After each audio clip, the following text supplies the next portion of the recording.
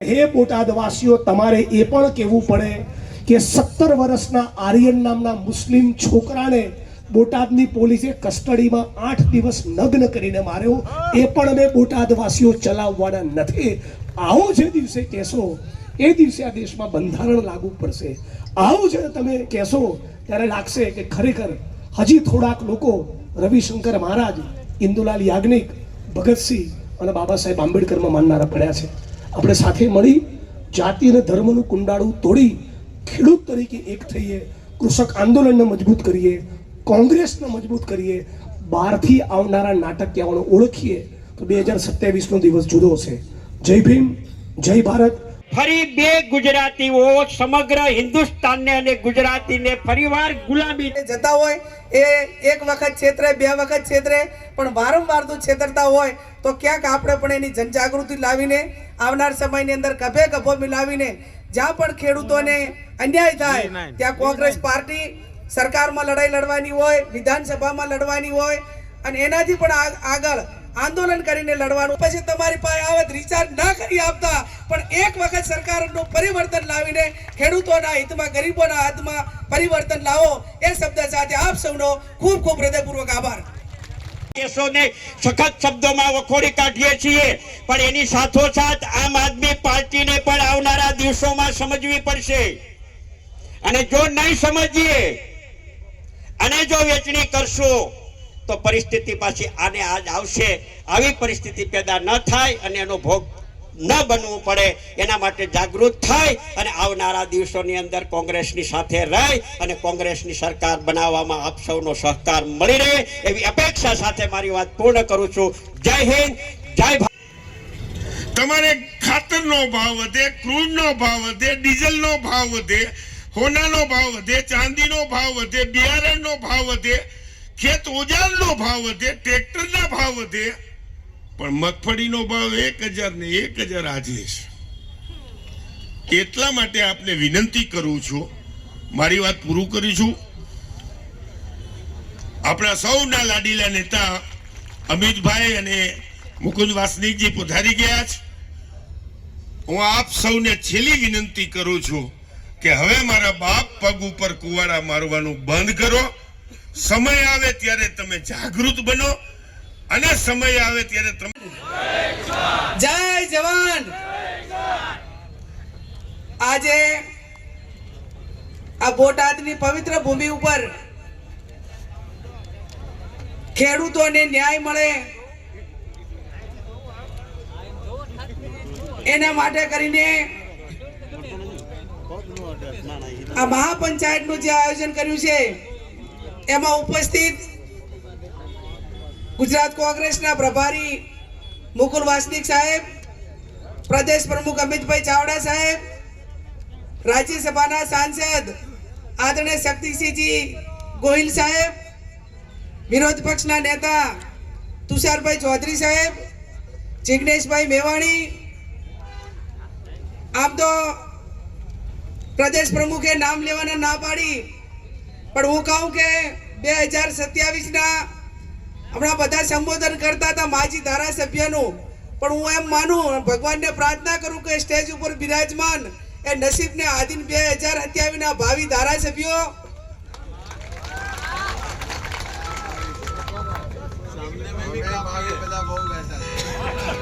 એટલે સ્ટેજ ઉપર અને સામે બંને બાજુ એટલે નસીબને આધીન કીધું એટલે એમાં આવી ગયો. ફોન કરું 5. આપ સૌ ગામડે ગામડેથી પધારેલ ખેડૂતો, મીડિયા વાળા, તમામ પત્રકાર ભાઈઓ, આપ સૌ સ્ટેજ ઉપર બિરાજમાન કોંગ્રેસ પાર્ટીના સૌ કાર્યકરો, મારી અગાઉ બધા આપણા સૌ ભાવિ ધારાસભ્યોએ અને ખેડૂત બરોડામાં, રાજકોટમાં જે પ્રમાણેનું ઇન્ફ્રાસ્ટ્રક્ચર દેખાય છે એ આપણા ગામડા સુધી પહોંચવું જોઈએ. ખેડૂત, ખેતી અને ગામડાને બરબાદ કરીને તમે જે વિકાસ કર્યો છે એ કોઈ પણ સંજોગોમાં કૃષક આંદોલન અને કોંગ્રેસ પાર્ટી ચલાવવાની નથી. એ ડંકાની ચોટ ઉપર તમને કહેવા આવ્યા છીએ. ઉદ્યોગપતિ કમાય, ઉદ્યોગો હોવા જ જોઈએ, આજે મારા હાથમાં જે કાળા ઘડિયાળ પહેરી છે કે આ માઇક છે એનું નિર્માણ કોઈ ફેક્ટરીમાં થયું છે, પણ ઘણા બધા વડીલો બેઠા છે. કોંગ્રેસની સરકાર હતી, ઉચ્છંગરાય ઢેબરે આજ સૌરાષ્ટ્રમાં 12 લાખ એકર એટલે કે 25 લાખ વીઘાથી વધારે જમીન પટેલ સમાજ અને ગણોતિયાઓને આપી. એની સાથે સાથે દેવી પૂજક રાવણ, આદિવાસી, કોળી, પટેલ, ઠાકોર અને દલિતોને પણ 5 થી 7 લાખ વીઘા ટોચ મર્યાદાના કાયદામાં અને સરકારી પડતર જમીનના કોટામાંથી આપ્યા. અને નરેન્દ્રભાઈને પૂછો તો ખાલી અદાણીને પધરાયું. કોંગ્રેસની સરકારમાં જમીનોની ફાળવણી એ દાળિયાઓને કરીને એમાંથી ખેત મજૂરમાંથી ખેડૂત બનાયા. કોંગ્રેસની સરકારમાં જમીન મળતી આર્મીના નિવૃત્ત જવાનોને, નાના અને સીમાંત ખેડૂતોને, દલિત, આદિવાસી, ઓબીસી અને પટેલોને. અને નરેન્દ્રભાઈની સરકારમાં જમીનો મળી અદાણીને, અંબાણીને, એસઆરને, રિયલ એસ્ટેટના માફિયાઓને અને ફક્ત પૂંજીપતિ ઉદ્યોગપતિઓને.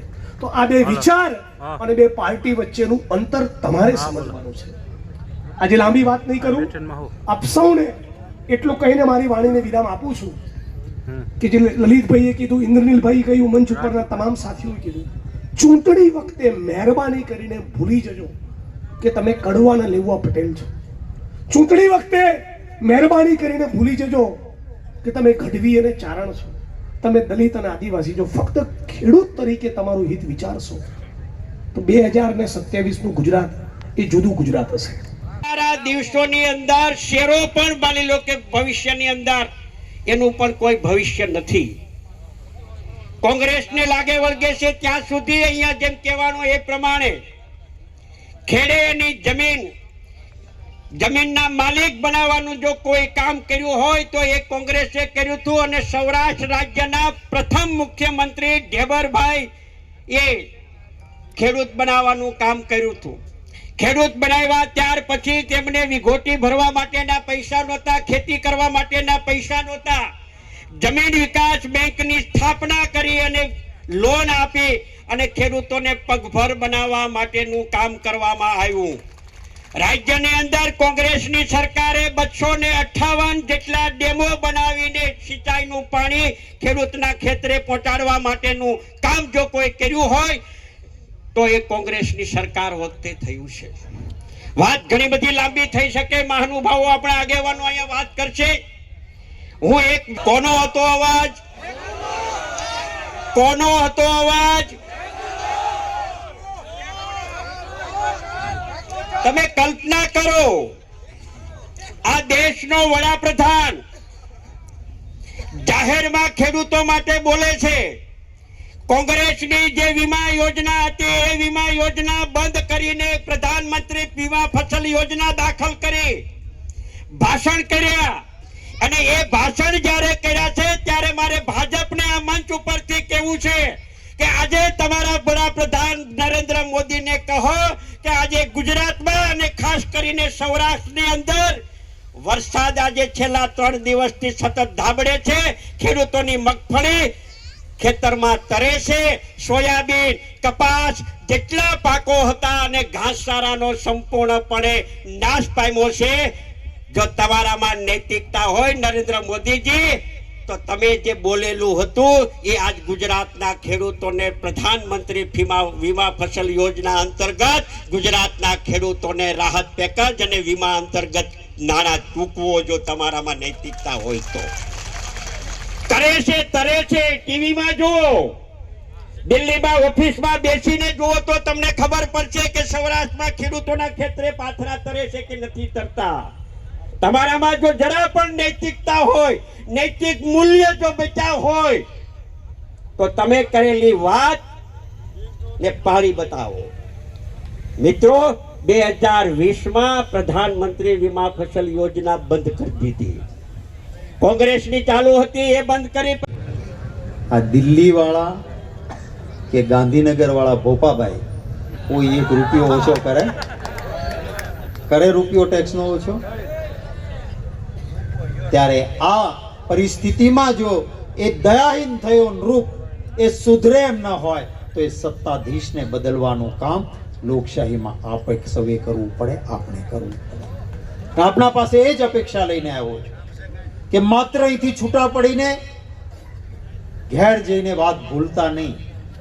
સાંજ પડે 50 સાથે ચર્ચા કરજો અને 2000 રૂપિયામાં અથવા તો ચૂંટણી આવે ત્યારે આપણા જ પૈસા લૂંટીને બ્રિજનું ઉદ્ઘાટન થાય એ પહેલા બ્રિજ તૂટે એમાંથી ભ્રષ્ટાચાર કરીને ભેગા કરેલા ભાજપના રૂપિયે ઓલી કોથળી આપે, ચવાણું આપે અને મત દેવાનું ન થાય એની ચિંતા સૌએ કરવી પડશે.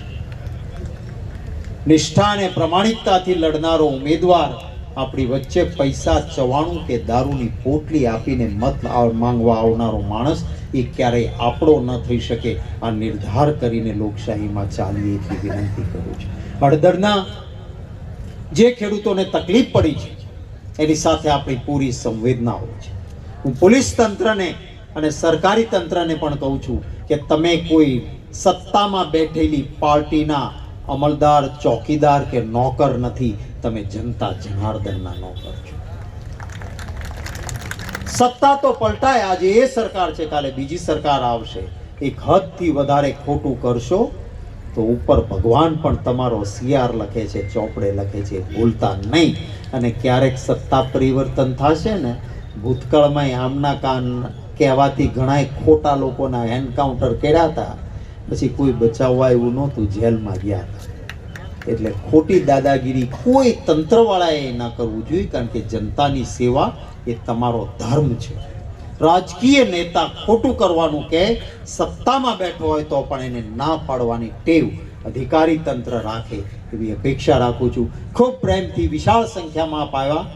ઇન્દ્રનીલભાઈએ પાથરેલી ખુરશીઓ ઓછી પડી, પાછળ પણ વિશાળ સંખ્યામાં બધા ઊભા છે.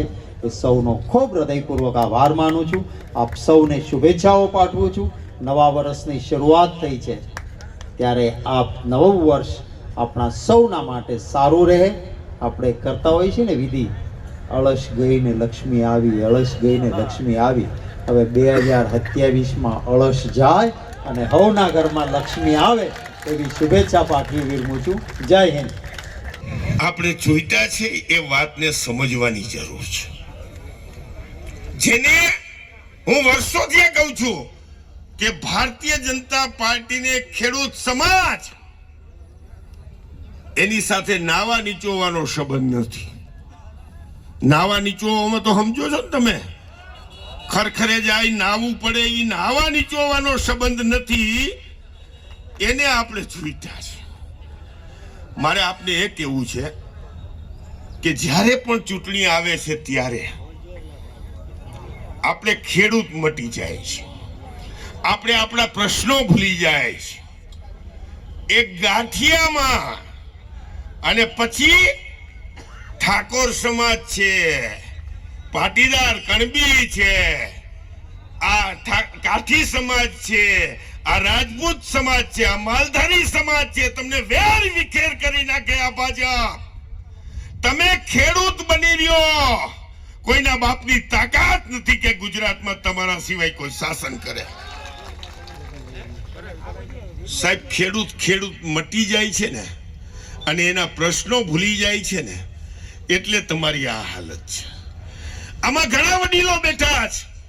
સાહેબ, આજે દિવાળી પછી કે 12 ઇંચ વરસાદ પડ્યો એ મેં મારી જિંદગીમાં આટલી ઉંમરમાં જોયું નથી. અને તેમ છતાં એને કાંઈ દરકાર નથી. પાથરા તમારા તણાઈ જાય. તૈયાર મોલ તમે જોતા હો, દેખતા હો કે હમણાં કાલે યાર્ડમાં લઈ જાય અને મારું આ કામ કરીશ. અને એ વસ્તુ તમારી હાથમાંથી વહી જતી હોય, મોઢામાં કોરિયો આવેલો છીનવાઈ જતો હોય, તોય સરકાર માય બાપ ત્યારે સામું ન જોવે, એને સરકાર ન કહેવાય. કવિ કલાપીએ કીધું છે, જ્યારે આ ધરતી ઉપર દયાહીન નૂર હોય, રાજા દયાહીન થઈ ગયો હોય, ત્યારે ધરતીનો રકાસ ઉડી જાય છે. એટલે આપ સૌને વિનંતી કરવા આવ્યો છું કે આ જે પરિસ્થિતિ આજે ગુજરાતમાં થઈ રહી છે, આપણે એમ કહીએ કે અમારો બેઠો દિલ્હી, અરે હું કારેલો તને કરવું. આ દિલ્હી બે કે ક્યાં બે, તમને ફાયદો શું? આ દિલ્હીમાં ગુજરાતનો પનોતો પુત્ર બેઠો છે ને આયા ગુજરાતની ધરતીની અંદર ખેડૂતોની બેહાલી અને હજી પણ કોઈ નિવેદન નહીં, કોઈ વાત નહીં. પાક વીમો ક્યાં ગયો એ જડતો નથી. યાદ છે ને વડીલો? અને છેલ્લા 14 થી જ્યારથી આ ગુજરાત ઉપર પનોતી બેઠી છે, હું તો એમ કહું દેશ ઉપર પનોતી બેઠી છે, 14 થી પનોતી બેઠી છે. અને તે દિવસથી આ હાલ ખેડૂતોની થતી આવે છે ને 1000 ને 1100 નો ભાવ 2014 માં હતો. આજે 800 રૂપિયામાં કોઈ મગફળી નથી લેતું. લે કાકા, તો એ સરકારને પાઠ લોકશાહીમાં ભણાવવાનું કામ એ આપણું સૌનું છે. ખેડૂતની સાથે જોડાયેલા લોકશાહીમાં રહેલા એક મતદાતાને છે. થાય છે શું? હવે હમણાં ભારતીય જનતા પાર્ટી વાળા છે ને, એ પેલા જાદુગરના ખેલ જેવું કરે. તમને ખબર ના પડે એ ખેલ કરતા હોય, પાછળ ખીચા કાતરું ફરતા હોય. તમારા ખીચા કપાઈ જાય અને ખેલ પૂરો થયા પછી 5 રૂપિયા સામેથી ઇનામમાં આપે કે હું તો જાદુગર 5 રૂપિયા ઇનામ સામેથી આપું. રાજી થઈ જાય માણસ, 5 રૂપિયા મળ્યા, 5 રૂપિયા મળ્યા. અરે તારું 500 નું ખીચું કપાઈ ગયું તો જો. જીએસટી નાખીને ખેડૂત આજ સુધી ખાતર ઉપર ક્યારેય કોંગ્રેસની સરકારો આવી કે બીજી સરકારો આવી, આઝાદી આવ્યું ત્યારથી ખેડૂતના ખાતર ઉપર, ખેડૂતના ટ્રેક્ટર ઉપર, ડીઝલ ઉપર કોઈ ટેક્સ એવો નહોતો કે ખેડૂત લૂંટાઈ જાય. ખેડૂતને આ માટે લાખો રૂપિયા લૂંટ્યા પછી 2000 રૂપિયા ખાતામાં નાખે. આવ્યા ખાતામાં, આપણે રાજી થઈ જાય કે 2000 ખાતામાં આવ્યા. અરે આપણે ત્યાં ખાતર પાડીને કેટલા પૈસા લઈ ગયો છે એનો હિસાબ માંગ્યો ખરો આપણે? યાદ કરજો, કોંગ્રેસની સરકાર હતી, કોઈ દિવસ પેટ્રોલ ને ડીઝલ એક સરખો ભાવ હતો? ડીઝલ હંમેશા સસ્તું રહેતું હતું કે જેથી કરીને ખેડૂત ડીઝલ ટ્રેક્ટર વપરાય, માલ સામાન લઈને ટેમ્પો જાય, ગરીબ માણસ બસમાં બેસીને જાય તો એને મોંઘું ના પડે. મોટી ગાડીવાળો પેટ્રોલ 5 રૂપિયા વધારે આપે તો વાંધો નહીં, પણ ડીઝલ સસ્તું હતું કે નહીં? આજે ભાવ હરખા છે? અને કેટલા રૂપિયા પેલા ડીઝલના હતા ને આજે કેટલા છે? ખાતરનો ભાવ શું હતો ને ક્યાં ગયો? બિયારણ ક્યાં ભાવનું હતું ને શું ભાવનું થયું? ક્યારેક હિસાબ તો લગાવો કે ખાલી 2000 રૂપિયા ખાતામાં નાખ્યા એમાં રાજી થઈ જશું આપણે?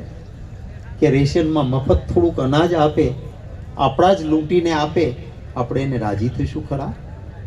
હું ખાસ વિનંતી કરું છું એ બેઠા છે એ બધાને કે ચોરે ચૌટે જ્યાં મળો ત્યાં ક્યારેક હિસાબ કરીને બીજાને પણ સમજાવજો.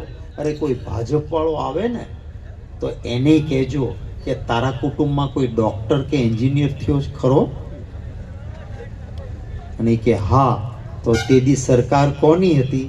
કે કોંગ્રેસની. અને એન્જિનિયર કે ડોક્ટર કેટલામાં થવાય? તુષારભાઈ તમે કેટલામાં થયા હતા?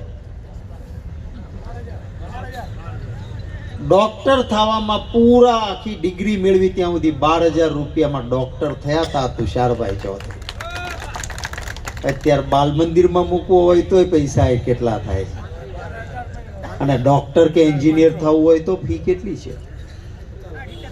અને આ રીતે આપણી લૂંટ ચલાવતા હોય અને પેલા 2000 ખાતામાં આવ્યા કે થોડાક દાણા મફતમાં આવ્યા, એમાં મત કમળને પોસાય ખરું?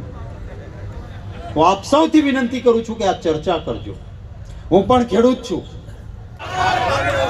એમણે કીધું કે ટૂંકી વાત કરો એટલે કવિની પંક્તિ યાદ આવી કે ટૂંકી ટચરજ વાત કબીરા, ટૂંકી ટચરજ વાત કબીરા, લાંબી પડશે રાત કબીરા.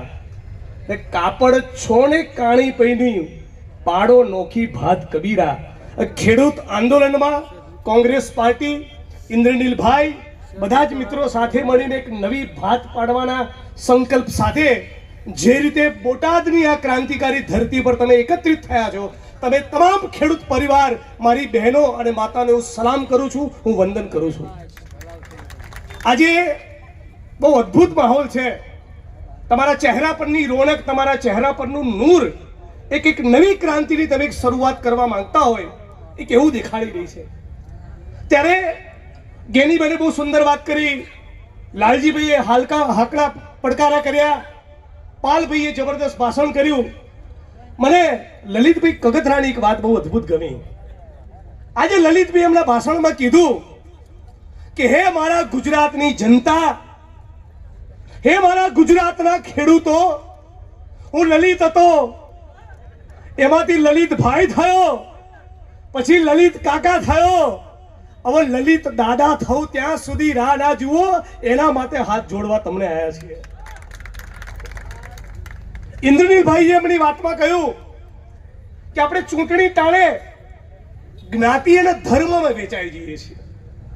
કોળી પટેલ થઈ જઈએ, આદિવાસી અને દલિત થઈ જઈએ, કડવા ને લેવા થઈ જઈએ, આહિર થઈ જઈએ, ઉત્તર ગુજરાતમાં માલધારી અને ચૌધરી થઈ જઈએ. ફક્ત ખેડૂત બનીને જો વિચારતા હોત તો 2025ના ગુજરાતમાં આપણી પરિસ્થિતિ આવી ના હોત. કોર્ટમાં જ્યારે કેસ ચાલતો હતો ત્યારે શહીદ આઝમ ભગતસિંહને પૂછ્યું કે क्रांति क्या है, ત્યારે ભગતસિંહે કીધેલું कि क्रांति से हमारा मतलब है किसानों और मजदूरों के हाथ में सत्ता. सत्ताना केंद्रमा ખેડૂત અને શ્રમજીવી મજદૂર હોવો જોઈએ. આ લોકોએ ધીમે ધીમે કરીને 25-30 વર્ષના શાસનમાં ખેડૂતોનું બોર્ડ ફિનિશ કરી નાખ્યું. ક્યાંયના રહેવા ના દીધા. દિલ્હીમાં જઈને ડંફાસ ઠોકે, યુપી અને બિહારમાં ભાષણ કરે નરેન્દ્રભાઈ અને કે આ ખેડૂતોની આવક હું ડબલ કરવાનો છું. આ લાલજીભાઈએ કીધું એ પ્રમાણે તમારા ભાવ તો જુઓ.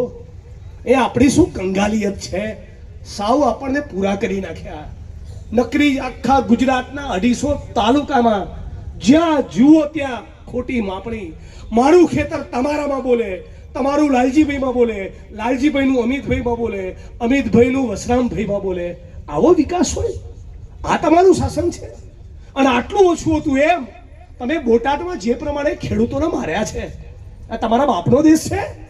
હે, તમે ખેડૂતોને શું સમજો છો? 2 દિવસ પછી સરદાર વલ્લભભાઈ પટેલની જન્મ જયંતિ છે. સરદાર ગાંધી અને સરદારનું ગુજરાત એમ કરીને આખા દેશમાં તમે ભાષણ કરો છો. સરદાર વલ્લભભાઈ પટેલનું ચરિત્ર કેવું ઉજળું હતું. અને આ માણસનું ડાચું જોયું હોય 56 ઇંચ વાળાનું. હે, હું ઘણી વાર બેઠા બેઠા આપણે વિચાર કરીએ કે સ્વતંત્રતાના સેનાનીઓના તમે ચહેરા વિચારો. મૌલાના આઝાદ, ડોક્ટર ભીમરાવ બાબા સાહેબ આંબેડકર, રામાસ્વામી પેરિયાર અને જ્યોતિબા ફૂલે, ગાંધી અને સરદાર, ઇન્દુલાલ યાજ્ઞિક, રવિશંકર મહારાજ. આ કોનું ગુજરાતનો કોનો દેશ? અને આ શું ફૂટેલી કારતૂસોને માથે બેસાડી છે? 25-30 વર્ષથી આ ચોરોને માથે બેસાડ્યા. હવે તો ગુજરાતીઓ જાગો. ઇન્દ્રનીલભાઈની એમાં હું મારો પોતાનો સૂર પુરાવું છું. પણ એક ખેડૂતની દીકરી તરીકે એટલું ચોક્કસ કહીશ કે હમણાં પૂંજાભાઈ વંશે ભાષણ કરતા હતા ને એમને એ વખતના મુખ્યમંત્રી અને દેશના વડાપ્રધાનનો જે એ વખતની સ્પીચ હતી આપણને માઇકમાં સંભળાવી.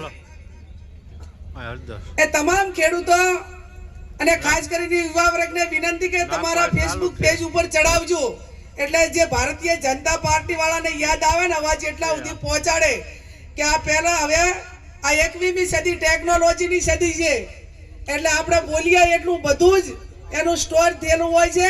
અને જો એ ટાઈમે તમે ઈમાનદારીથી બોલ્યા હોય આ તો આજે આ બોટાદના ખેડૂતોને ને ગુજરાતના ખેડૂતોને કુદરતી આફતમાં જે નુકસાન થયું છે એનું વળતર એ આપવા માટેની જવાબદારી તમારી છે. જો તમે એક જવાબદાર પીએમ તરીકે અને મુખ્યમંત્રી તરીકે બોલ્યા હોય અને જો ખેડૂતોના હિત માટે બોલ્યા હોય તો આજે એમને વર્તવું પડે.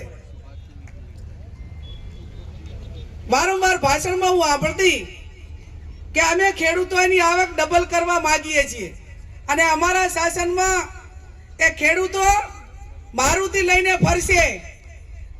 બાજુ ઉત્તર ગુજરાતમાં આવે તો બટાકાની વાત કરે, સૌરાષ્ટ્રમાં આવે તો મગફળી કપાસની વાત કરે. હવે મારે તમને પૂછવું છે કે આ મોટા સાહેબ એ લગભગ 2014 થી કરીને આ પછી આ ત્રીજી ટર્મ વડાપ્રધાન તરીકે છે, જ્યારે કેન્દ્રમાં કોંગ્રેસની સરકાર હતી એ ટાઈમે શંકરસિંહ બાપુ મંત્રી હતા, એ ટાઈમે 1400 રૂપિયા કપાસનો ભાવ હતો કે નહીં? તો અત્યારે હવે 14 ના 2800 થવા જોઈએ કે ના થવા જોઈએ? આમ તો 5 વર્ષે થવા જોઈએ, પણ 11 વર્ષે 12 વર્ષે તો થાય કે ના થાય? તો આજે ભાવ તો એનાય છે કે બીજા જ? મગફળીના ભાવ એ 10 વર્ષ પહેલા 800 કે 900 રૂપિયા હતા, એના આજે 800 ને 900 રૂપિયા. આ પરેશભાઈ ને અમિતભાઈ ચાવડા અને અમે બધા 2017 થી 22 ધારાસભ્ય હતા, અને એ ટાઈમે વિરોધ પક્ષ આપણો મજબૂત હતો, એટલે મગફળીના ઠેકાના ભાવ સરકારે જાહેર કર્યા. અને તમને બધાને ખબર હશે કે હેક્ટરની મર્યાદા નક્કી કરી, અને એમાં એમને જેમને ખરીદી માટે ઓથોરિટી હતી, તાલુકા ખરીદ વેચાણ સંઘ હોય કે જે હોય, એ મગફળી ખેડૂતોને બદલે એ બારદાનની અંદર ગોડાઉનની અંદર એ શું ભર્યા? ઓલા પાણા ભર્યા, અને પાણા ભરીને કેટલા ગોડાઉન હળગાવી નાખે તમને બધાને ખબર છે ને? એટલે ખેડૂતના નામે જૂઠું કરવાનો કોઈ એવોર્ડ કોઈને લેવાનો હોય તો આ ભારતીય જનતા પાર્ટીના વહીવટકર્તાઓ, એમના મંત્રીઓ ને એમના ધારાસભ્યો ને એમના મળતિયાઓના નામે કોઈ જૂઠનો એવોર્ડ, ભ્રષ્ટાચારનો એવોર્ડ લેવાનો હોય તો એ લોકોના નામે જ મળે. અને જૂઠું બોલે એટલે કેટલું બોલે? જો એને પ્રવાહીમાં રૂપાંતર કરવાનું હોય તો દરિયો નાનો પડે, અને એને જો આમ ઢગલામાં રૂપાંતર કરવાનું હોય ને તો હિમાલય પહાડ નાનો પડે. આટલું જૂઠું આ ભારતીય જનતા પાર્ટીના લોકો બોલે છે. ત્યારે મારે આપ સૌને વિનંતી છે કે ખેડૂતોના હિતમાં જો કોઈએ કામ કર્યું હોય તો કોંગ્રેસની સરકારે કર્યું છે. મનમોહનસિંહજી દેશના વડાપ્રધાન હતા, એમણે 71,000 કરોડના દેવા ખેડૂતો માટે માફ કર્યા. હમણાં ઇન્દ્રનીલ રાજગુરુ સાહેબ ખૂબ સારી વાત કરી કે આપણે ચૂંટણી આવે ને એ ટાઈમે એક નાત જાતના વાડાઓ સામે આપણે વેચા ક્યાંક ને ક્યાંક એ વાતોમાં આવી જઈએ છીએ. આ મારા સમાજનો છે, આ ફલાણા સમાજનો છે, આ ઢેંકડા સમાજનો છે, અને એમાં ને એમાં આપણી જે ખેડૂત માટેની વાત હોય એ ખેડૂત તરીકે આપણે જે લડાઈ લડવાની હોય એ આપણે લડી શકતા નથી. અને ભારતીય જનતા પાર્ટીમાં તમે ધારાસભ્ય બનાવો, મંત્રી બનાવો, હમણાં તમે જુઓ આ મંત્રીમંડળનું વિતરણ એ બધું થયું, મને એમ નહીં લાગતું કે 2027 પૂરું થાય ને ત્યાં સુધી એમને ઓફિસમાં કઈ યોજનાઓ છે, શેના માટે શું કરવું એ ગતા ગમે નહીં પડે, અને ત્યાં સુધી ચૂંટણી આવી જશે એકાબીજાના હિસાબ કરવામાં જ. આવું તો આ પ્રધાનમંડળ બનાવ્યું તમે જુઓ તો, અને તમારે બધું ટનાટન ચાલતું હતું તો અર્ધ વચ્ચે પ્રધાનમંડળ શા માટે બનાવવામાં આવ્યું? તો એનો અર્થ એ થયો કે તમે જ કબૂલો છો કે દેશના કે રાજ્યના હિતમાં આ સરકાર જે પારદર્શક વહીવટ પૂરો પાડવો પડે એ નથી પાડી રહ્યા. એનો પુરાવો કદાચ એમણે પોતે આ પ્રધાનમંડળ બદલ્યું એના ઉપરથી આપણે એવું માનવાનું રહ્યું. ત્યારે હું આપ સૌને વિનંતી કરું કે આજે આ તમામ કોંગ્રેસનું મોવડી મંડળ એ જ્યારે આપણી વચ્ચે આવ્યું છે, હમણાં પ્રધાનમંત્રી ફસલ વીમા યોજનાની વાત કરી કે જ્યારે કોંગ્રેસની સરકાર હતી એ ટાઈમે આપણને તમામને વીમો મળતો, અને આ કુદરતી આફત કોઈ પણ હોય તો એ ખેડૂત એ વીમાથી સુરક્ષિત રહેતું ને એને પોતાના પાકનું નુકસાન મળી જતું. આ લોકો જ્યારથી શાસનમાં આવ્યા ત્યારથી એ વીમો પણ બંધ કર્યો, અને એના કારણે આપણને આ કુદરતી આફતોનું વળતર મળવું જોઈએ, જે આપણને માર્કેટમાં ભાવ મળવા જોઈએ એ પણ મળતા નથી. હમણાં અમારી બાજુ નમસ્કાર મિત્રો, હું ફિરોઝ ઈરાની આજે તમને એક નવી વાત કરવા આવ્યો છું. દીવ મિરર ન્યૂઝ જોતા રહો, સબસ્ક્રાઇબ કરવાનું ભૂલતા નહીં અને શેર કરવાનું પણ ભૂલતા નહીં. સત્યની સાથે જોડાતા રહો. નમસ્તે મિત્રો, હું છું ચાંદની પરમાર. આપની મનપસંદ ચેનલ એટલે કે દીવ મિરર ન્યૂઝ ચેનલને લાઈક કરો, શેર કરો અને ફોલો કરો. અને હા, તેમાં દરરોજ તાજા સમાચાર જોવાનું ભૂલશો નહીં.